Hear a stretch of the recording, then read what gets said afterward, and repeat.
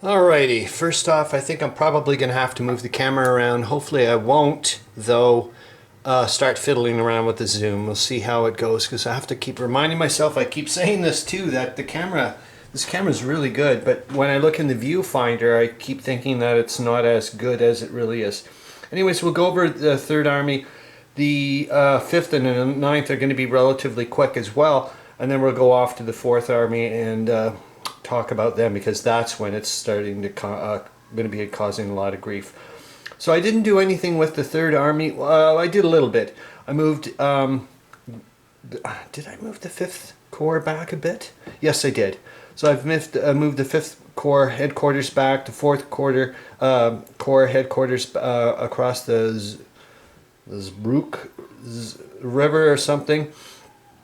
And then I also moved the 3rd Army headquarters over here away from the railhead. I'm just not doing any attacks. And based on the limited amount of reconnaissance over here, it does look like the Austro-Hungarians are not at present trying to mount an offensive across the Bug River Bridge. We certainly aren't. It looks like they've just want to keep their presence across the river, which they have, or across the Bug here with 9 strength points. I did kind of, in a little weird way, though, I did kind of, I shouldn't have been allowed to do this. I think I moved this infantry over, I swapped them over with the cavalry or something like that, and then I blew movement points because of getting in and out of enemy zones of control. I was like, I'll just give it to them, kind of thing. It's not the end of the world. There is some monster issues, though, with the 3rd Army, and have to be careful here. Remember, I was also mentioning that the 8th Army should have and are going to eventually need to start withdrawing across the Dniester here. This is an awful lot of open terrain. There's not a lot of good defensible terrain here. The Russians have to be very cognizant of that. So I just think they should, just move back. There's nothing really much to do here. Just fall back. This will all become devastated areas, and just wait until springtime and see what comes from there. Anyways, the major focus has always been way the heck down here towards Cernowitz. Hopefully you can still see that with the whatever. So that's all that happened really with the 3rd Army. But they did mention, who is the 3rd Army dude? Hold on, let me check to make sure it is. So no, it's Yosef Ulyanov. That's right. Where the heck did Anatoly Rosenshield go then? I wonder where he went. I'll have to look him up. Obviously, he got sent off somewhere fairly high. Maybe he was a sector commander or something now. Anyways, it doesn't matter. So there's some glaring issues here. I remember actually earlier on in one of the comments, Corvinus Wargaming was mentioning that this part of the front is not very good for either side, and it's true. There's a lot of open territory here, and it's just not good. Anyways, let's get towards the 5th Army, which I didn't do anything with, and I'll kind of show you why, hopefully. So just like I said, I'll move over, and hopefully when I look later, I'll see the Army stuff will look, hopefully, the screen will look half decent, so I think that should be good. Hopefully that'll be enough to see. The 5th Army's got a monster long front. Starts from all the way here, so they're sharing part of the Bug River. Actually, the 3rd Army, I remember in my part of my narrative, Yosef Ulyanov has been trying to get the 5th Army to take over all the area over here for the Bug River Bridge, so that way they could just deal with that. That's not happening. So anyways, we got the 5th Army from all the way from here. It's the 9th Army. It's even worse. But the 5th Army over to here, just based on the limited amount, yet again, of some aerial reconnaissance here with these blue things. Here's the flight path again. It doesn't look like the Austro-Hungarians are mounting any offensive. Like I said, they just seem to want to keep the presence across the Bug here. They've only got 9. Well, they got 9 there, so it's going to be almost impossible to get them across. I have to get like 9 hits because they're entrenched. There's 5 here, and so on and so forth. So I don't see that happening. There's no aerial reconnaissance whatsoever, as you can see across here on the 9th Army. Still not doing anything. It is a bit scary, but they're just so far away from remember, this is winter time now, so they can't convert any rail going into Russian territory, and that would only happen every alternative turn anyways, even on the good days kind of thing. So it's not a good, they can do that to their own things during the winter, but it's not going to really help them much. So not much. The only and now we'll go on to the Ninth Army, which starts getting a little bit more problematic. And you're going to see later on when I show the whole screen, like all the front all in one shot. I forgot that I had done what I had done actually is mapped out all the positions at the end of November when we got into the December truce. And I mapped them all out, and then used a high-res image scan that I have of this map, and was able to insert icons to show all of them area, so that way I can start playing around later on and do some good overviews, which I think would be great. I'm going to see where you guys can see here. Pretty far down, so that's not too bad, because we're going to talk about the 4th Army in a tiny little bit. The other 9th Army, as you can see, is in really, I mean, look at this. It starts from all the way from here. So they're basically like, you know, like this, like they're east of Lublin, for goodness sakes, well east of Lublin. They're basically almost like even a little tiny east of Przemyśl, for God's sakes, which is over here. So from 9th Army all the way to here. So like way past, like, you know, I mean, that's significant. How many is that? So that's 20, 40, 60, 80, 100, 120, 140, 160, 180 kilometer long front. That's pretty long for as far as I'm concerned. So the only pause for concern that you can possibly, if you can see right here, is that there's a monster German presence here, and there is a little bit of aerial reconnaissance, but it was more so for the 4th Army. Just wanted to see what was going across here. There is this bridge across here, and it does look like potentially, unfortunately, I should use the different color for their army things. So that's the 12th Army, the Russian 12th Army. So I should have the much lower numbers are or the actual infantry strength points, just due to the tracking. That's why I don't see any here, because there's no flight path for that. But it looks like, so there's 7 here, 5 here, 5 here. Doesn't look like they're really trying. If anything, I would say with the 7, it looks like they're potentially worried that we were going to try to mount an offensive across the San. Mind you, of course, with movement, the way movement is, they may have potentially some troops they can just bring in from here to across to here. They are across the river, so I'm sure they don't want to you know, lose that bit. That was pretty pivotal for them. This is the other thing we're going to talk about in a little tiny bit. Might as well move over to the 4th Army. So I am a little slightly concerned with the 9th Army, but there's nothing I can do. There's just not enough troops available to me. But now we're going to go off to the 4th Army, which I'm just about to figure out the movements for. So like I said, I didn't do anything for the 5th or the 9th Army. And I'll move this over here, and I think this should be good enough. I think you should be able to see a fair amount. Yep, you can see just over to the yellow bits. So okay, we're going to talk. So here we go with the 4th Army. Lots of bad stuff going on, and what these things are here. Hopefully you can see this yellow, blue, and the red is for both sides primarily, but the Russians right now is to take a look at the extent for the lines of communication for these particular headquarters that we're going to draw supply from these railheads. These areas are not so worried so much, because they can draw supply like a line of communication from a friendly rail source. And secondly, with the Tarnów agreement that they made, which is almost like an amendment to I think it was called what was it? I've got it over here. Hold on here. I have it listed in my special little thing, which I did way back when. It's been so long though. It was called the Katowice Conference Agreement, and that was done on the 6th of this October 6th. This October turn 6. I don't know what that is in the dates because I'm now not using Der Weltkrieg 1 to 7. I've converted that into actual calendar dates. That's where right now turn 1 for 1915 and for the Der Weltkrieg, but in my game it's January 1st to the 4th, 1915. I like that for the narrative. Anyways, these are trying to show the extent to where a headquarters can be, and after that they're going to start suffering penalties. And in my world as well, for lines of communication during winter, it drops from 8 to 6. So right now there's the extent that from these areas here that the Germans are going to, the furthest they can extend their headquarters, and then of course from then on out it's, you know, how far out they can extend for an attack. It just shows me they can go fairly far out, but it's for certain they're not going to be extending any of their railheads, any of these areas until springtime.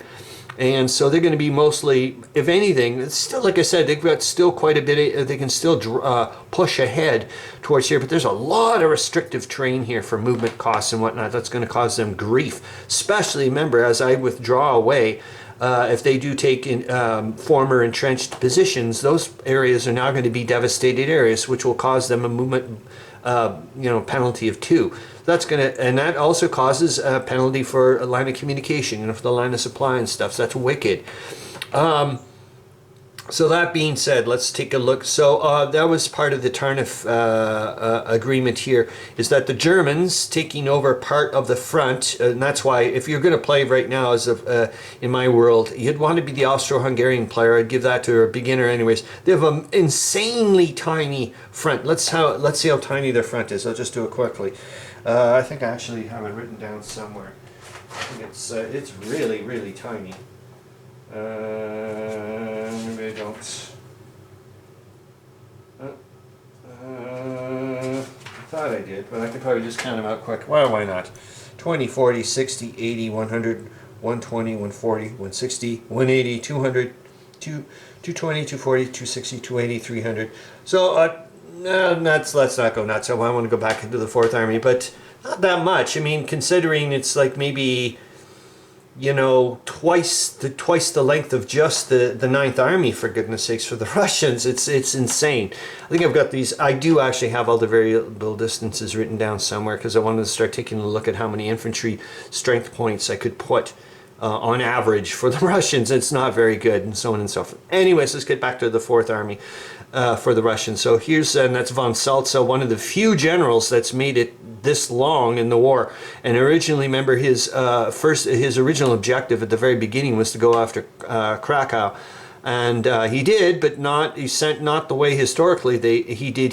I made sure that he did not attack it. Like, he tried to stay away from any attacks whatsoever with the Austro-Hungarians and the Germans, and basically just went across the Pilika here and made a stab. I mean, it's way far, it's probably off the screen here, way far off into Ostrava. He went way into Silesia area towards there, took all those towns temporarily, freaked the Germans right out. That's why the Germans are all over the place, and that's why we ended up with that Tarnów, what the hell did I just call it before? The Katowice Conference Agreement. My God, even the Kaiser had been railed in here with Falkenhayn, and everybody and their dog was here, for God's sakes. Even Svetozar Borevich was here, for goodness sakes. It was quite the time, that's for sure. Anyways, let's get back to the 4th Army, like I said before. So they're